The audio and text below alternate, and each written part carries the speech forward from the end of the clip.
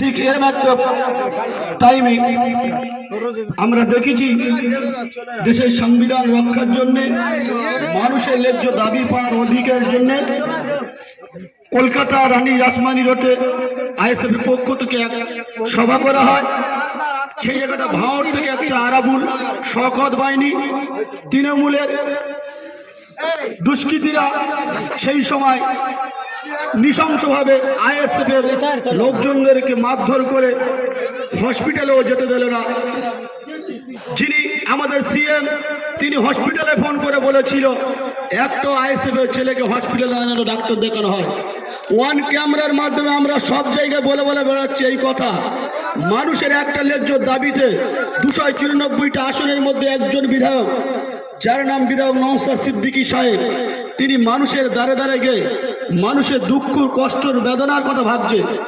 আজকের 21শে জানুয়ারি আমাদের কলকাতা একটা বড় প্রোগ্রাম ছিল, যেখানে ডিভিশন বেঞ্চি রায় দিয়েছিল।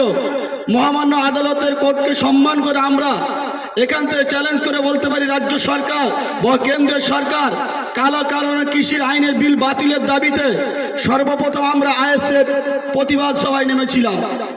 আজকের আমরা কোর্টেরকে মান্যতা দিয়ে 21শে জানুয়ারি আমরা কলকাতায় যাচ্ছি না। আমরা দেশকে সম্মান করে, দেশকে ভালোবাসি, আমরা দেশপ্রেমিক হিসেবে আমরা নওশাদ সিদ্দিকী নেতৃত্ব মেনে, বিশ্বজিৎ মাইতি, লক্ষ্মী হাজরার কথা নেতৃত্ব মেনে আমরা কলকাতাতে কেউ যাচ্ছি না। তাই জন্য আমরা প্রত্যেকটা বুধে বুধে আইএসএফ ইন্ডিয়ান সেকুলার ফ্রন্টের প্রতিষ্ঠাতা দিবস, চতুর্থ প্রতিষ্ঠাতা দিবস উপলক্ষে আজকে আমরা পতাকা উত্তোলন করেছি। বাংলার খেটে খাওয়া মানুষ, বাংলার খেটে খাওয়া মানুষ, শ্রমজীবী মানুষ, অধিকার পাওয়া মানুষ, একটাই বার্তা, যিনি আমাদের আইএসএফ এর প্রতিষ্ঠাতা, আমাদের আইএসএফ এর প্রতিষ্ঠাতা